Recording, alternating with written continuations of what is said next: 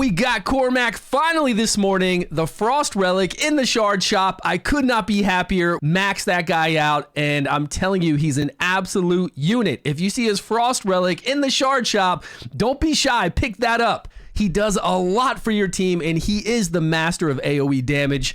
You're going to see right now in Arena. Then we're going to take him into the Dragon.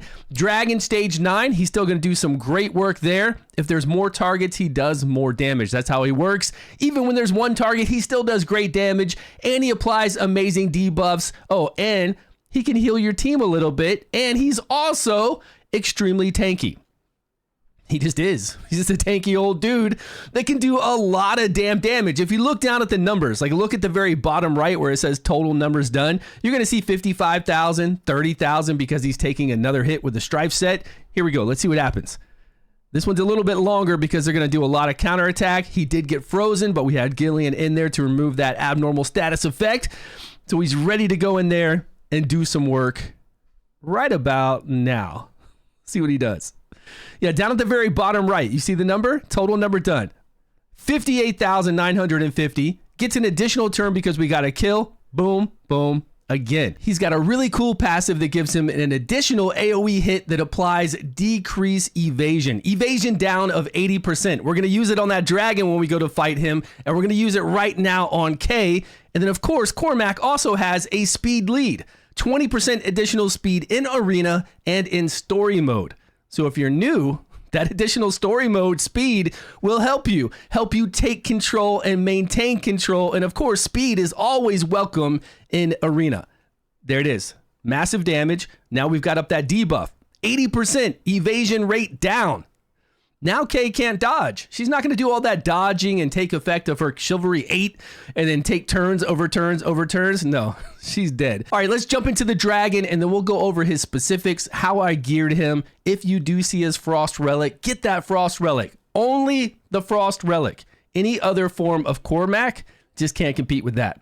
But he doesn't come to us as Frost. So you have to either get lucky when you do summons with your limited relic summons, or look in that shop every single day. The right side of the shop resets every 24 hours.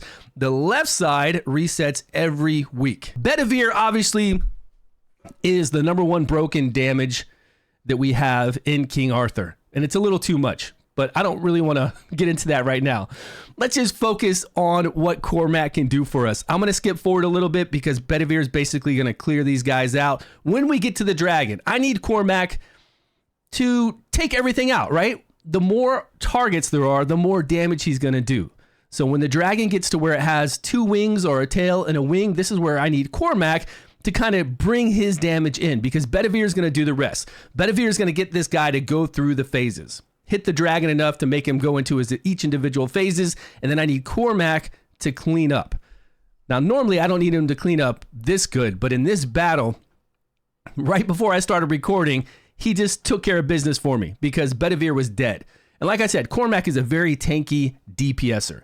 And AoE DPS is crazy. Single target is crazy. The extra hit for the evasion down, plus every few turns he does a very small heal based off of his defense. It's just a passive. He's just going to heal your team, everybody, for a very small amount. So here it looks like we're going to lose. But there's multiple body parts out here, which means our damage is going to be higher. And Cormac comes in. He's got that last hit. And that last hit, that small last hit that applies that evasion, took the dragon out. Still, massive damage on that hit. Cormac only did 31%. Bedivere did 61%. I needed Bedivere. We could have cleared those small dragons with Cormac, but once we get to the big dragon, I need that serious single target damage that Bedivere is just too OP and broken with to get us through those phases, and then Cormac can come in there and clean up. Cormac is a lot of fun, and he is an amazing damage dealer. If you haven't seen my video on the top 5 rare DPS, he's a rare because they don't have epics in this game. It goes rare, legendary. He is one of the top DPS. Go watch that video if you want to see the actual numbers and why he's that way. This is the passive that will go off every 2 turns, basically. 1 turn cooldown, it's on the next turn. Whenever you attack, you don't even have to attack with a skill 3. Any attack will do, even a skill 1, and you're gonna do an AoE small attack for 20%, 10%, and you're gonna apply evasion down. you can still miss and still apply debuffs. You can still miss and still stun people. Missing doesn't take away from you applying debuffs, stunning, and doing all this. This is the small heal that healed our team for somewhere around 590 HP every 4 turns. We can get this to every 3 turns if we put some more passive effects into it. Not bad. I mean, it's not like he's our main healer, but massive DPS, massive AoE, awesome single target, debuffs, puts increased defense on himself, so he's very tanky. And then on top of that, he's giving our team a little bit of heals. Yeah, man, I'll take it.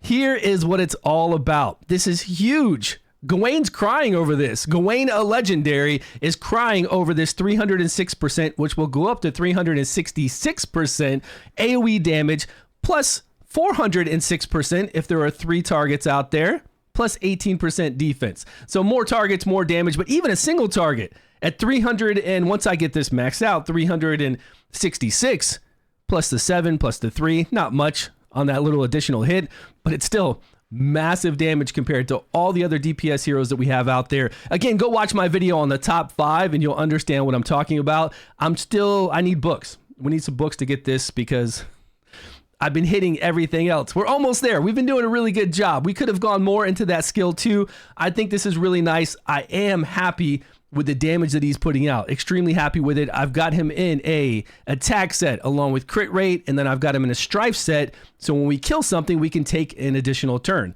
Now, when we take an additional turn, that means this goes up faster. That means we get healed even more often. So we do like the strife set because if he's getting kills, which he will, with this set, we take an additional turn, we heal himself, and he gets that 10% attack, I think it is. Unfortunately, flat attack on this 4-star crit rate percentage. We do have this nice attack percentage on a 5-star piece. Makes him a little bit slow because we're not going with a speed ring. So he is kind of really too slow for what we kind of need, but he's working. He is working fine. I can't knock him. We've got flat attack again. This is attack again. And then we've got effect accuracy, so I can try to land those debuffs. Anytime we try to land a debuff, turn meter knockback, I think it's called attack gauge here, or any abnormal status effects, of course, you have to have effect accuracy. So I slapped this on him, mainly because I don't really have anything else, and it does work well for him, because if we get that evasion down, it's strong, really strong. I don't have to worry about my guys missing their attacks anymore. And for all the content that we just fought with Arena and the Dragon, it makes a lot of sense to get those free debuffs out there. Let's compare his other relics so you know how strong this Frost one is. The Storm relic, single target, is doing the same amount of damage or less than our AoE attack here on Frost. So we don't want to use that. This is a small version of what we're doing over in Frost, and it's not even worth it. This 999% starting out at 77. I don't think for 2 vigor it's worth it. You want to get that huge hit over here in Frost and get those 30s, and it starts out high too. And then I think these are the same multipliers, right? 40, then I believe this is 40 and 40. Yeah, 40 and 40, a little bit more defense. 20, a little bit more defense. I just don't think this attack for 2 vigor is worth it. It's not going to hit hard enough. Then we've got fire, which this is a single target attack. Again, not even as much damage as our Frost AoE. And this is an AoE attack, very similar to the wind one. Almost the same, but the wind one gets better defense multipliers. But our defense is nowhere near as high as our attack. Not like we need to go full defense with him. If we went full defense, we would lose so much damage. His damage is based off of attack. 306 of attack, that goes higher.